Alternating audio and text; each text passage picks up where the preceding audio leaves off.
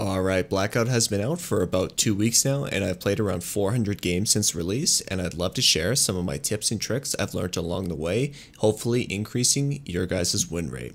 Now, I'm not going to try and sell you on this one-way strategy to win every match like some of the content floating out right now, because let's be honest, there's no real guarantee. This collection of tips and tricks will give a solid foundation for new players looking to improve, but hopefully for you experienced players watching, I'm going to sprinkle in some of my best hidden gems to hopefully keep you guys interested and improve your gameplay as well. Alright, let's get out there and get some wins. To kick things off, dropping out of the plane is something that happens every match, and depending on your playstyle, where and how you choose to drop can be very impactful on your gameplay. Generally, dropping in popular or high volume areas, aka hot drops, have high risk, high reward playstyles. You can easily drop down, gather loot quickly, and with some luck, come out with a handful of kills and some quality loot. The downside is that there can be tons of players, and this can easily end your round right away if you lose an unfavorable fight, or honestly, somebody's just camping and you walk by and you get plugged. It happens. Hot drop areas do vary depending on the plane's flight path, but generally, places like Nuketown, Construction, Asylum, Firing Range, and Rivertown are fairly consistent and almost always have a high volume of players. So let's actually focus on the actual drop itself and how to best control your wingsuit. For the majority of drops, I aim straight down until about 70 meters per second and then level out my character and soar the remaining distance to my chosen target. If you have some lengthy distances to travel, sometimes maybe aiming around 60 meters per second is probably a better mark to ensure that you make those long travels. Pro tip though, you can pretty much soar anywhere from the initial starting point of the plane and make it anywhere on the map. A lot of people I find jump out really late, and if you're wondering why some people are hitting the ground before you, this is because they most likely jumped out earlier than you did. This is kind of a trial and error, and in the end, you're just going to have to practice and kind of hone your techniques. I find that I like to drop in certain areas more frequently than others, and I've started to really figure out kind of the min-maxing in terms of the leveling my character and how to like optimally hit the ground in those areas. Pro tip, don't do this. First hidden gem, when you've beached your boat and decide, man, I'd really like to get back in and position myself further down or even across the river, well, today's going to be the last swim you'll ever make. Simply sprint and slide towards the boat. The slide animation will kick the boat off the land, back into the water, and it'll be good to go, ready for use. Alright, next we want to get familiar with the inventory system. I personally play on PC, and it seems like we have an easier time with inventory compared to console, but the logic here still applies. Biggest tip here, and one that I see even intermediate or advanced players still not doing, is quick dropping and detaching all attachments with one single click from a gun. So on PC, you hover over the weapon in your inventory, press the scroll wheel or middle mouse wheel click, and the weapon with all its current attachments drop and separate onto the floor. I find this super valuable when I'm switching between weapons, or if I find a golden gun that I don't want to use, I strip them down for parts. If you weren't aware though, golden guns found on the ground or supply drops do have full attachments already loaded, so keep your eye out as these are a great way to start your round. Secondly, you want to understand where your equipment is located within your inventory, as I've come across many instances where quickly swapping between my equipment has been super valuable and many times have won me matches.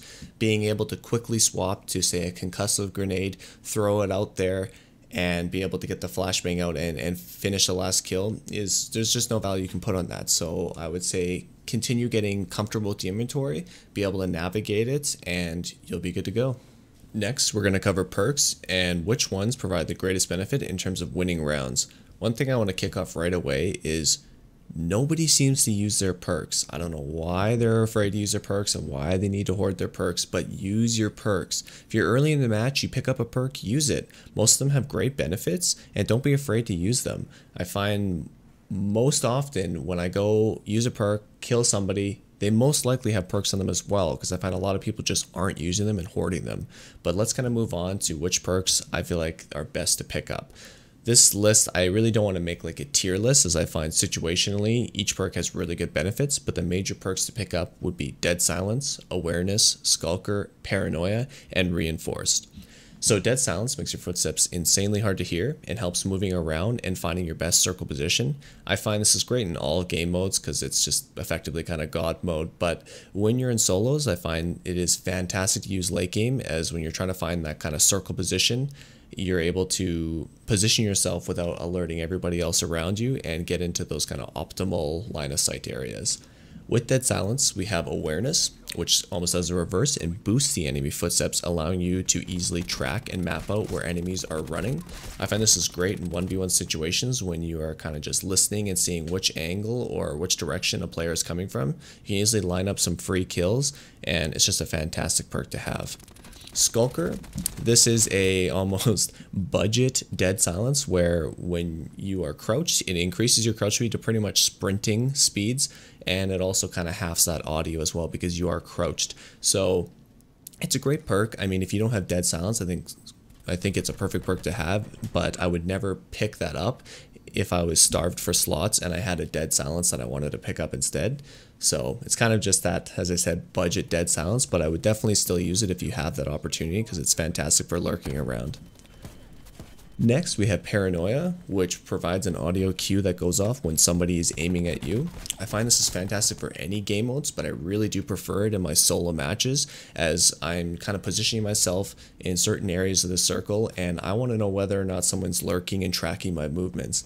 I found this to save my life numerous times as I get to a position, somebody with a sniper starts lining up on me and I hear that it go off. I'm able to either slide out of the way or just position myself say like on the other side of the tree or whatever line of sight object I'm on, and more times than none this has just saved my life having it, so it's definitely effective to pick up. Last but not least, we have Reinforce, which is kind of a underdog in terms of perks. Not a lot of people talk about it, but it's fantastic to use. It reduces the effectiveness and duration of flashbangs, and as many of us know and probably experienced a death slam or two after losing a 1v1 to a 9-bang situation. I find if you're in that 1v1, somebody lands a 9-bang on you, you are pretty much rendered useless. You can't use anything, you can't see anything. You're almost 100% dead if somebody gets that flash off on you. So having Reinforced most of the time for a 9-bang, it cuts that flash to almost like a 1-second duration, so it's very quick, and if a player isn't in the right position you can easily roll that flash off and be able to still continue that 1v1 without just getting mowed over. I do want to kind of throw a shout out to the Engineer perk, as I found it's valuable for highlighting enemy tracer darts and mesh mines, but this is definitely a perk I wouldn't take over any of the previously mentioned, especially if you're starved on inventory slots. Equipment is a big talking point, and once again, I'd probably prefer not to make a tier list as everything kind of has a situational purpose. Items to look out for though would be 9-bangs and concussive nades, sensor darts, cluster nades, trophy systems, and tomahawks.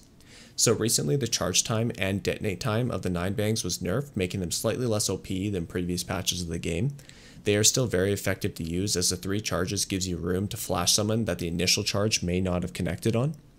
Sensor darts are pretty insane in terms of giving you a built-in UAV that will, within its radius, track anybody and you can easily locate and map out where your enemies are. One big pro tip with this, and I'm sure you guys have seen on certain streamers, is you can stick a sensor dart to an RC car, drive it around to locate your enemies.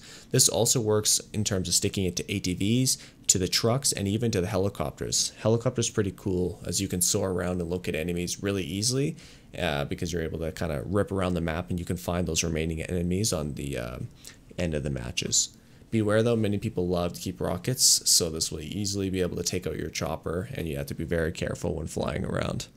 Cluster nades are pretty awesome as you can stick them to vehicles, people, or objects. The spray of the small nades after the initial detonation has landed me so many kills when, say, sticking to a tree and raining down those smaller nades at the enemy.